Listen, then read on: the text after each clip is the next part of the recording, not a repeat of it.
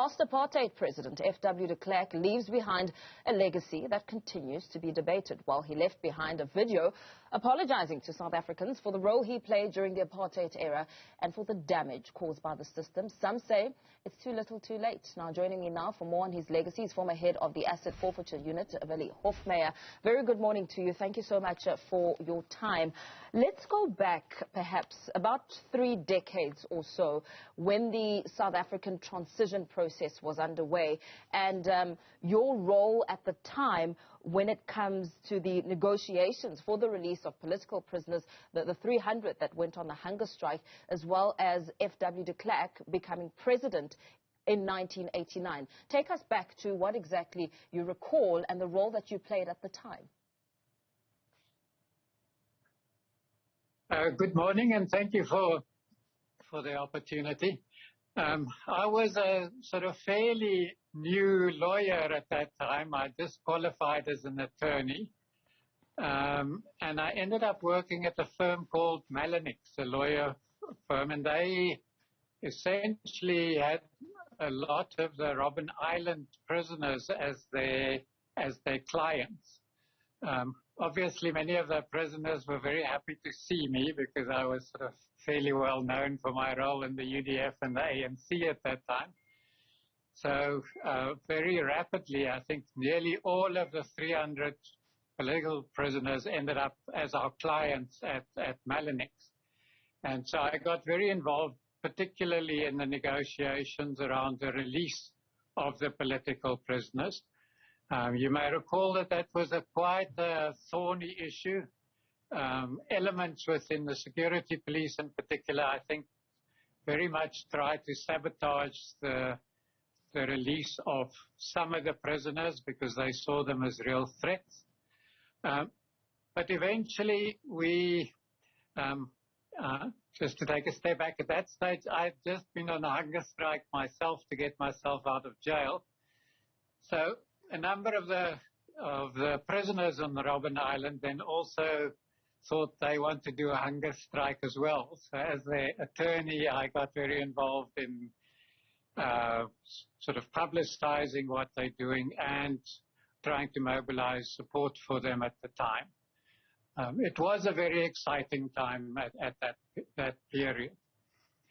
To talk a little bit more specifically about Mr. de Klerk, I do think that he played an important role in bringing democracy to South Africa. I think he was surrounded by people like Hofmeyr and Leon Wessels, who they both ended up as ANC members later, actually. But I think it's important to remember that the ANC at the time was very reliant on the Eastern Bloc for political support. But at that very time, there was the fall of the Berlin Wall, and the sort of communist empire, if I may call it that, was really starting to crumble in terms of support that the ANC could get from internationally. So I think that plus some real pressure from the British and the Americans, not all of it very happy pressure, but they kind of ended up having to lend their support to the pressure on South Africa. And particularly when Mr. Mandela was released, I think that gave a whole lot of impetus to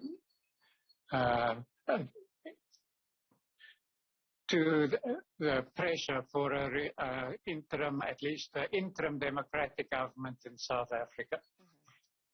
Now, we know that de Klerk essentially remained, I mean, there's a lot that's been said about him from yesterday on social media and today, and the conversations do essentially continue. He has remained a divisive yet controversial figure, and, you know, heaping praise on one end and a lot of criticism on the other end.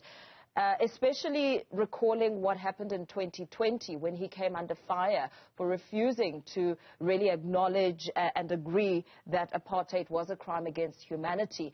And just with that recent remark and, of course, withdrawing and later sort of furnishing some sort of apology, he is making a lot of, movement. His name is making a lot of movement on the social media streams, a lot of those comments. What do you make of some of the, criticism that's been leveled against him, especially as the conversations keep intensifying?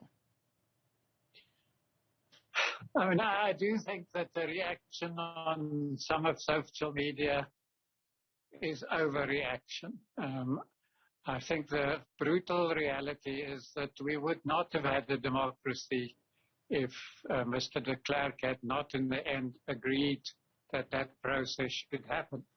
And you may remember that there was a big fight in the National Party itself with FW Botha and others taking a much harder line in the National Party. So I do think that he had a checkered history in many ways before that time.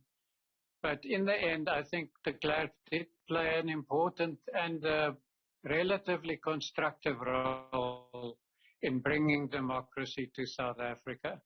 And for that, I think we should give him credit. It's very easy to judge people many years later. But the reality is, if he had not bought into the idea of